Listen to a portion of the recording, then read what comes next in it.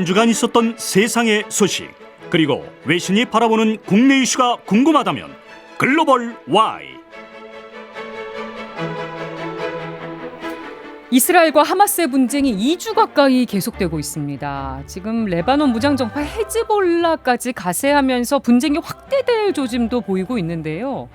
글로벌 Y에서 문희정 국제정치평론가와 중동 정세 살펴보겠습니다. 어서 오십시오. 네, 안녕하십니까. 뵐 때마다 상황이 더 악화되고 있어서 큰일입니다. 저는 사실 국제정치 평론을 하니까 이제 국제 정세 중심으로 얘기를 하는데요. 지금 조마조마해요, 마음이. 이런 분쟁이나 전쟁이 터지면 사실 민간인이 지금 죽어가고 있어요. 사람이 죽고 있어요. 네. 이 얘기를 계속해야 되는데 어떻게 된 게 이 얘기는 숫자로만 딱 사람은 숫자가 아닌데 숫자로만 딱 한 번 언급되고 나머지는 국제 정세, 그래서 정치 이야기 이런 식으로 넘어가 버리는 게 너무너무 속이 상한데요. 이게 생명이 걸린 일들입니다. 지금 가자 지구에서는 5분마다 한 명씩 죽는다라고 얘기가 나올 정도예요. 이 순간에도 이스라엘은 폭격을 멈추지 않고 있고요. 예. 가자 지구 제가 지붕 없는 세계에서 가장 큰 감옥이다라고 말씀을 얘기하셨죠. 드렸잖아요. 사람들한테 대피를 하라고 그러는데 어딜 대피를 할까요? 대피를 해 있는 교회도 지금 폭격을 해서 사람들이 죽었습니다. 네. 그리고 심지어 며칠 전에는 병원이요. 그러니까요. 병원이 폭격 좀 짚어주세요. 너무 많이 지금 목숨을 잃었습니다. 500명 가까이 숨졌어요. 이게 지금 저희가 500명이라고 얘기하는 건 확인된 숫자 정도고요. 예.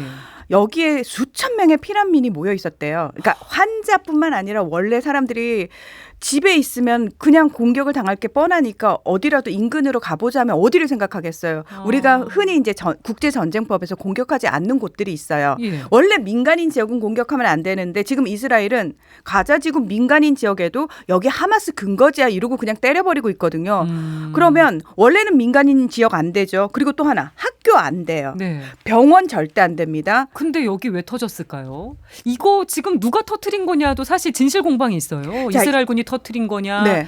아래 또 지하 조직이 터트린 거냐, 이거 어떻게 봐야 되겠습니까? 저는 사실 이거 진실 여부는 중요하지 않다고 생각해요. 무슨 얘기냐면은 이미 여기 폭탄이 터져가지고 수백 명이 사망하고 지금 건물 잔해에 깔린 사람이 얼마인지 아직 확인이 불가능하고 여기서 치료받고 있던 수백 명의 환자들 뭐 죽기도 하고 살아남은 사람들 인근 병원으로 옮겨졌지만 거기서도 포화 상태이기 때문에 받아줄 수가 없고 가자 지구가 봉쇄된 지 2주가 지났기 때문에 의약품, 긴급의약품들은 이미 다 떨어져 가는 상황이고 사망자가 그 순간 죽은 사람만 500명이지 그 이상으로 기하급수적으로 늘어나고 있는 상황이고요. 네. 자, 당시에 바로 사실은 그 이전부터 유엔이라든지 국제사회에서는 이스라엘이 가자지구 폭격을 계속할 때 이거는 명백한 대량 학살이고 전쟁 범죄다라고 얘기를 계속했어요. 예. 이 방식 안 된다라고 끊임없이 얘기했음에도 이스라엘이 귓등으로도 안 듣고 폭격 계속하고 있었잖아요. 심지어 자 가자지구가 약간의 직사각형인데 네. 위쪽이 북부라고 아래쪽을 남부라고 합시다. 예. 그러면 그 위쪽이 북부가 하마스의 근거지라고 이스라엘은 주장을 합니다. 그래서 막 그러면서 남부로 피난 가라 그랬잖아요. 네, 110명한테 피난을 가라고 했는데 그럼 그 사람들이 어디로 가요? 그러면 이스라엘이 남부적인 공격을 안 해야지 남부로 가는 게 의미가 있는데 중요한 건 남부도 공격을 하고 있단 말이에요. 피난이 의미가 없는 상황. 그러면서 심지어 이스라엘이 그 대피를 하라고 하면서 뭐라고 얘기를 했냐면 그 인근에 있는 20개 병원에도 대피해 여기도 공격할 거야라고 이미 얘기를 했다는 거예요. 그래서 당시에 유엔 측에서 아니 병원의 환자들이 이건 인도적인 차원에서도 안 되는 일이에요. 그렇죠. 아니 병원을 향해서 너네 대피해라고 얘기하는 건 말이 안 된다. 이거는 네. 그래서 전쟁 범죄라는 얘기가 나온 거고요. 그래서 그 얘기가 나온 거예요. 이 병원도 사실은 그 이스라엘 입장에서는 우리가 대피하라고 했던 곳인데 근데 이 일 바로 직후에 유엔이라든지 세계보건기구에서 대량학살, 전쟁범죄, 이스라엘 규탄 성명이 나와요. 네. 공식 성명이 나와버린단 말이에요. 뿐만 아니라 그 이전에는 사실 친이스라엘, 친팔레스타인 사실은 약간의 분열 양상이 있었습니다. 전 예. 세계적으로. 그래서 어느 쪽을 지지하느냐 뭐 지지 집회가 열리기도 했죠. 예. 그런데 이 병원 사건을 기점으로 국제 여론이 확 바뀌게 돼요.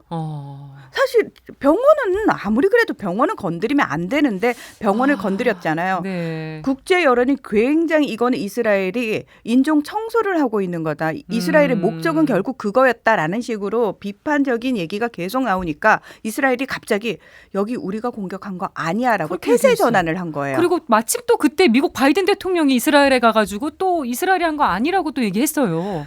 바이든 대통령이 미국에서 출발하기 직전에 이 일이 벌어졌고 바이든 대통령은 사실은 이스라엘을 방문했다가 어디로 가려고 그랬냐면 바로 옆 나라인 요르단 암만에서 이스라엘 총리 부르고 팔레스타인 그 자치정부 수반 부르고 그리고 그 옆에 있는 이집트 대통령 부르고 요르단 국왕 불러가지고 회의를 하려고 했어요. 좀 중재자 역할이나 잘해보려고 했던 거죠. 그렇죠. 그런데 어쨌든 이 사건이 터지고 나니까 요르단에서 지금 이 회의를 할 수 있는 상황이 아닌 것 같다 이러고 다 취소를 해버린 거죠. 예. 그리고 바로 이스라엘로 일단은 날아갔어요. 근데 축소를 하고. 제가 늘 말씀드립니다만 미국과 이스라엘은 운명 공동체예요. 네. 자, 미국이 이스라엘을 컨트롤해야 되는 게 맞아요. 그런데 이스라엘은 어떤 느낌이냐면 더럽게 말 안 듣는 악동이에요. 미국 입장에서도. 자, 미국으로부터 매년 엄청난 지원을 받아야지만 유지되는 나라거든요. 예. 그리고 미국이 뒤에 든든하게 버티고 있어줘야지 적들로 둘러싸인 그 중동 지역에서 살아남을 수 있는 나라가 이스라엘이란 말이에요. 예. 그럼에도 불구하고 늘 미국을 향해서 큰 소리를 빵빵 쳐대는 게 이스라엘입니다. 그러니까 미국 입장에서도 이스라엘은 어떤 존재냐면 와 저거 확 갖다 버릴 수도 없고 근데 사고를 치면 뒷수습은 누가 한다? 미국이 해야 되는 상황인 바이든 거예요. 대통령 굉장히 난감했을 거예요. 그러니까 겉으로는 이스라엘 지지 얘기하고 이스라엘과 좋은 모습 아마 이제 사진 찍고 했죠. 네. 예, 뭐 공식적으로는 그런 얘기했을 겁니다. 물밑에서는 아마 미국 실무자들부터 시작해서 계속 이스라엘을 향해서 소리를 지르고 난리를 쳤을 겁니다. 너는 네. 왜 이러냐? 그만해라라는 식으로 얘기를 했을 거예요. 예. 그럼에도 불구하고 이스라엘은 지금까지 이스라엘을 향해서 유엔에서 제재 결의안이 수백 개가 나왔지만 그거 단 한 번도 지킨 적 없고요. 그거 단 한 번도 제대로 이행한 적 없고 개의치 않는 게 이스라엘입니다. 아유, 참. 그래서 바이든 대통령이 가서 겉으로는 이스라엘 지지한다는 얘기를 할 수밖에 없어요. 이렇게 참 불편한 속내를 안고서도 그렇습니다. 여기서 미국이 이스라엘을 칠 수는 없어요. 비판할 수는 없어요. 자, 여기서 이제 문제가 생겨버리는 거죠. 미국이 공식적으로 이스라엘 편에 딱 서버렸잖아요. 네. 자, 분쟁이 벌어졌는데 어느 한편에 딱 서버렸어요. 이렇게 되면 어떤 문제가 생기느냐. 더 이상 미국은 중재자로서의 역할을 할 수가 없게 되는 거죠. 본인 스스로 그 역할을 포기한 겁니다. 아싸 기회 잡았다 하는 나라 지금 어느 나라죠? 중국과 러시아라는 겁니다. 또 정상회담도 있었잖아요. 그렇습니다. 이 1대1로 정상회담 이게 그 베이징에서 크게 열렸어요. 1대1로 지금 프로젝트 추진하고 있는 나라들의 정상들이 다 모였단 말이죠. 네. 푸틴도 왔어요. 푸틴은 지난 3월에 국제형사재판소에 의해서 전쟁 범죄자로 낙인이 찍혔기 때문에 기소가 됐기 때문에 사실 그 국제형사재판소의 회원국을 방문할 수 없어요. 거기 가면 그냥 체포가 되는 거니까. 근데 분위기가 좋았어요, 이번에. 그렇습니다. 중국은 뭐 거기에 가입한 나라도 아니거니와 푸틴은 마음 놓고 갔겠죠. 게다가 미국이 일단 중재자의 역할을 포기했고 미국의 속내를 누구보다 잘 알잖아. 이 나라들 입장에서는 예. 야 이스라엘 때문에 골치 좀 썩겠는데 라는 상황에서 푸틴하고 시진핑 입장에서는 급할 게 없는 거예요. 네. 사실은 그 시진핑 같은 경우에는 지난 3월에 그 앙숙이던 사우디와 이란을 외교 복원을 시킨 사람 아닙니까? 그런 경험이 있고. 최근에 이스라엘의 네타냐후 총리가 중국을 방문할 예정이다라는 얘기 나왔었거든요. 제가 봤을 때는 시진핑이 사실은 욕심냈던 게 네. 네타냐후 쪽을 불러가지고 아마도 팔레스타인과 이스라엘 사이에 중재를 하려는 계획, 장기 계획을 세웠을 겁니다. 그런데 하마스의 공격으로 그게 무산된 상태였지만 중요한 건 그래도 여전히 미국은 하마스 쪽과 대화할 수 없죠. 네. 왜냐하면 하마스나 팔레스타인 입장에서는 미국하고 얘기하고 싶어 하지 않습니다. 예. 그렇지만 이스라엘도 그렇고 팔레스타인도 그렇고 중국하고는 다 대화하고 싶어 해요. 뭐 특별한 이해관계가 없으니까. 그렇습니다. 그리고 이스라엘이 아무리 미국과 운명 공동체라고 해도 이스라엘은 미국은 어차피 우리 못 버리거든. 그런 상황에서 우리는 또 중국하고도 손잡을 수 있어. 왜? 네. 우린 주권이 있는 나라. 그럴 땐 또 주권을 이야기를 하는 게 이스라엘이 특징이거든요. 예. 주권이 있기 때문에 우리 사실 약간 미국한테 일방적으로 컨트롤 당하는 건 싫거든요. 이스라엘도. 그러니까 약간 또 중국하고 친해져가지고 그걸 협상 카드로 쓰고 싶어하는 마음이 있는 거죠. 예. 자, 지금 그런 상황에 와 있고요. 지금 해외 언론들 이 상황 어떻게 보고 있습니까? 가자지구나 이런 인명 피해 계속되고 있는 상황, 또 이렇게 나라별로 이렇게 갈리고 있는 상황 어떻게들 보고 있나요? 제가 봤을 때 처음에는 사실 알자지라, 그러니까 아랍권 매체죠. 예. 알자지라를 제외하고 거의 대부분의 서방 언론이 하마스 공격을 굉장히 비판하는 논조가 컸습니다. 예. 특히 미국 언론들 같은 경우에는 굉장히 이스라엘 편에서 보도들을 내놨죠. 네. 그런데 이게 시간이 지나면서 특히 그 가자지구, 봉쇄되어 있는 가자지구를 이스라엘이 마구잡이로 폭격하기 시작하면서 논조가 살짝 바뀝니다. 이게 거의 분기점이 된 역할이 됐어요. 그렇습니다. 그러니까 사실은 이 부분은 미국이 걱정했거든요. 아. 미국은 본인들을 항상 인권을 최고의 가치로 생각하는 대표적인 나라. 라이언 일병도 그래서 구한 거 아니겠습니까? 네. 미국은 그런 걸 굉장히 중시하는 사람들이에요. 그러니까 왜 이런 일이 생겼어요? 그렇죠. 실질적으로 중시하는 게 아니고 그걸 명분으로 내세우는 나라인데 네. 이스라엘이 그걸 해버리고 있는 거니까 사실 방어할 수가 없는 상황이어서 그걸 말리려고 하고 있었는데 이스라엘이 그 말을 듣지 않은 거였고 서방 언론들 입장에서도 처음에 하마스 공격은 분명히 잘못했어. 네. 하지만 그 이후에 그럼 이스라엘의 보복은 정당한가? 음. 이 문제에 봉착을 했다라는 거죠. 그래서 예. 지금은 밸런싱이 맞춰지고 있어요. 어. 살짝 비판할 건 다 비판하고 있고 예. 알자지라 같은 경우에는 아랍권 매체 중에서도 사실 굉장히 좀 비판적인 그리고 네. 굉장히 잘 보도를 하는 대표적인 그런 매체거든요. 네. 저희가 잘 알지 못하는 이슬람 내부의 어떤 문제들마저도 굉장히 비판적으로 잘 보도하는 그런 언론사인데 이번 사태와 관련해서도 서방 언론이 일방적으로 친이스라엘 측면에서 보도를 했을 때도 알자지라는 그게 아니었다라는 거죠. 알자지라 이스라엘 지부는 지금 폐쇄 명령이 떨어졌어요. 이스라엘 정부에서 폐쇄한다. 이스라엘 국가안보에 지대한 마음에 위기를 안 든다 초래했다. 이거죠. 당연합니다. 그리고 사실 서방 언론이 처음에 약간 편향된 보도를 내놓을 수밖에 없었던 근본적인 이유가 있어요.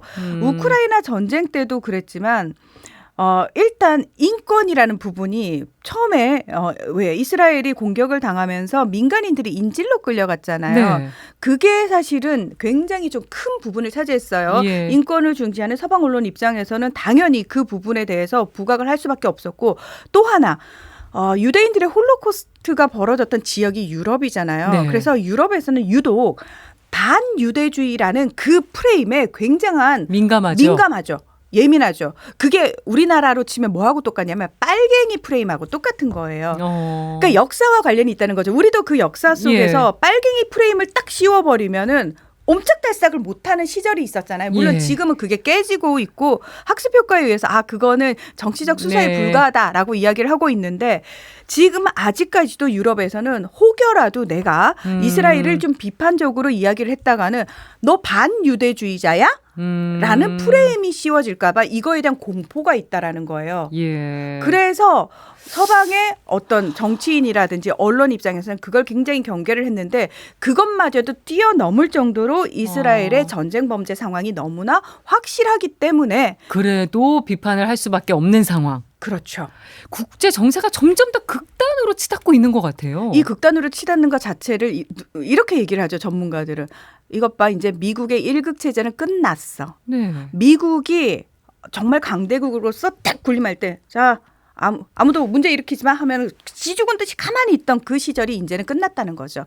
미국의 영향력이 그만큼 축소가 됐고 그전에는 미국 말을 들을 수밖에 없었을 정도로 선택지가 미국밖에 없었고 미국이 제재를 가하면 그 나라는 그냥 망하고 죽는 거였는데 이제는 선택지가 여러 나라가 생겼고 심지어 많은 나라들이 힘을 합쳐가지고 미국한테 대항을 할 수도 있는 상황이 돼버렸다는 거예요. 그래서 이 사안과 관련해가 되게 굉장히 상황이 지금 국제 정세가 많이 달라졌구나를 볼 수 있는 부분이 뭐냐면 하마스, 그러니까 팔레스타인 쪽하고 이스라엘 쪽을 동시에 대화를 하고 이들 동시에 이 나라들을 위해서 뭔가를 중재안이라든지 뭔가 평화협상이라든지 제기할 수 있는 나라들이 어떤 나라들이냐.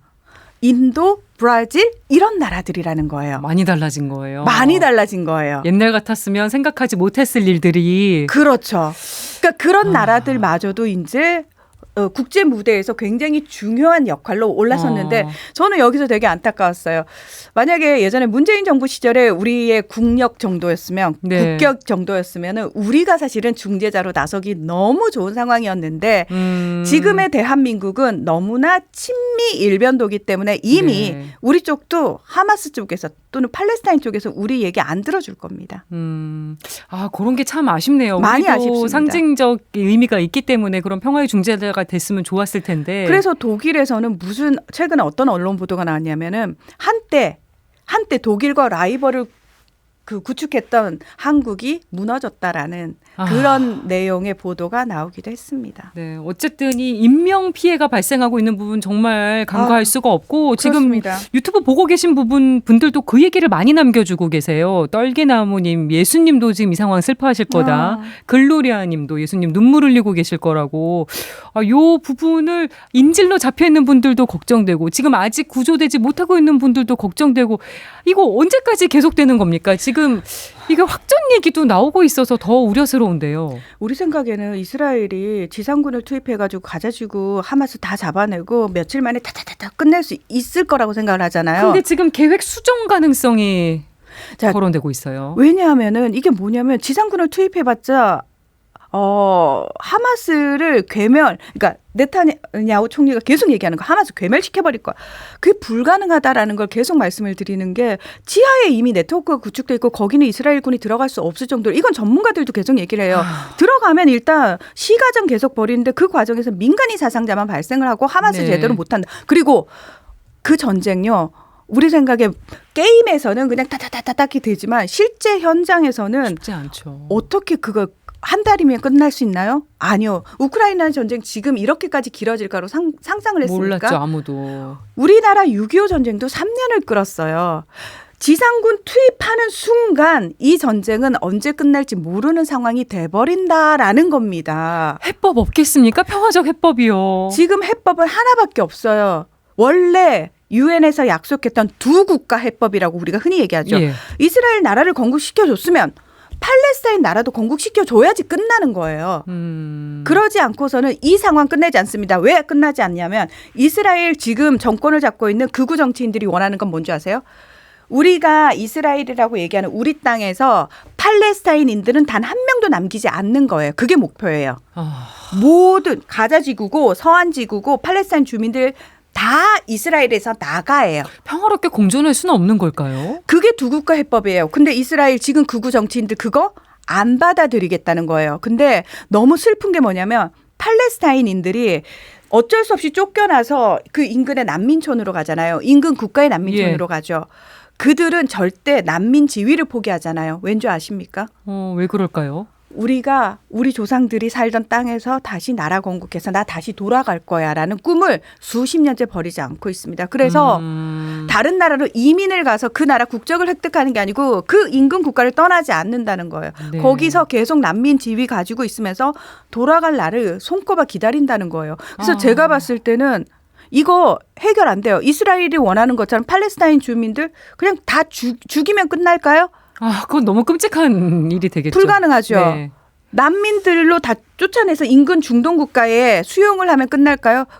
절대 그거 불가능합니다. 네. 지금 중동 국가들 모여서 평화회의 한다는 얘기거든요. 무슨 얘기냐. 중동 국가들도 사실 그런 식으로 자 우리가 받아줄 테니까 오세요라는 말 못합니다. 네. 그리고 그 말에 팔레스타인이 감사해요. 저희 짊어지고 갈게요. 안 합니다. 네. 안 합니다. 그래서 저는 이 해법은 국제사회가 중재 제대로 나서가지고 두 국가 해법 약속 지켜주는 수밖에 없습니다. 그거 아니고서는 이 과정은 계속 되풀이될 수밖에 없고요. 예. 이 상황을 목도하고 자라는 아이들은 이스라엘에 대한 적개심을 계속 가지고 자랄 수밖에 서로 없습니다. 두 나라가 서로 적개심을 갖겠죠. 팔레스타인 그렇습니다. 아이들도 이스라엘 아이들도. 그거를 두 국가해법을 좀 이렇게 리드해 줄 수 있는 나라가 미국은 안 되겠죠. 예. 심지어 유엔의 얘기도 지금 이스라엘이 듣지 않고 있죠. 참 이게 어려운 비극입니다. 예, 네. 이게 비극입니다. 이 분쟁이 우리나라에 미칠 영향도 좀 살펴봤으면 하는데요. 저는 지금 그 윤석열 대통령이 사우디와 카타르를 방문하러 이 내일 시급한 상황에 출국합니다. 출국하죠. 저는 이게 살짝 지금 굉장히 불안합니다. 무슨 일이 생길지 몰라서. 이 분쟁이 벌어진 지역에 가서는 말 한마디가 굉장히 살얼음판을 걷는 것처럼 조심해야 되는 조심해야죠. 상황이거든요. 근데 사실 분쟁이 벌어졌을 때는 원래 예정되어 있던 방문조차도 취소하죠. 네. 근데 간단 말이죠. 그리고 국민들이 알지 못하는 이면 계약을 혹시 어떤 것들을 할지도 너무 걱정이 되는데 대규모 경제 사절단을 끌고 가는 거잖아요. 네. 이게 무슨 의미냐면은 한국은 이 경제 기업인들과 함께 무언가를 할 수 있는 능력이 있는 나라라는 걸 보여주는 거죠. 네. 자, 그 중동 지역은 지금 인프라도 굉장히 낙후돼 있을 뿐만 아니라 특히 분쟁이 벌어지고 있는 그 지역에 수많은 난민들이 살고 있는 상황이죠. 예. 만약에 국제사회가 이 난민들을 위해서 무언가 필요한데 결국은 돈이거든요. 네. 돈의 문제거든요. 그 부분과 관련해 가지고 혹여라도 우리나라가 어떤 많은 역할을 하겠다라고 나서지 않았으면 그리고 무엇보다 어느 일방의 편을 드는 발언을 하지 않았으면 그 부분에 굉장히 신중해야 되고요. 네. 두 번째, 함부로 우리 한국이 인도주의적 지원을 다 하겠다라는 식의 약속도 쉽사리 해서는 안 되는 상황입니다. 지금은 그 무엇도 너무 확정적으로 하지 않는 게 좋겠다는 말씀이시네요. 그래서 사실은 저는 가는 게 불안합니다. 취소를 했어야 되는 게 맞는 겁니다. 이걸 또 불안한 마음을 안고 지켜봐야 되는 건지. 그리고 어쩌면 저는 투명하게 우리 정부가 가서 이런 거 얘기했습니다라고 얘기를 해주면 그나마 다행이라고 생각을 해요. 왜냐하면 네. 대처를 할 수 있는 상황이 생기니까. 그런데 우리가 예전에 경험했던 것처럼 정권이 바뀌어서 또는 시간이 한참 지나서 그런 거 약속했는데요라고 만약에 상대편 나라에서 계약서나 이런 걸 들고 청구서를 나오면. 들고 나왔을 경우는 더 끔찍한 상황이 벌어진다는 거죠. 안 그러기를 바랍니다. 정말로. 그래서 신중하셔라 제발. 예, 어떤 약속도 하지 않으셨으면 좋겠습니다. 네, 알겠습니다. 글로벌 Y 문희정 국제정치평론가와 얘기 나눠봤습니다. 김혜영의 뉴스공감 오늘 여기서 인사드리고요. 저는 다음 주 월요일 오후 6시 3분에 다시 인사드리겠습니다. 여기서 인사드릴까요? 고맙습니다. 네, 고맙습니다.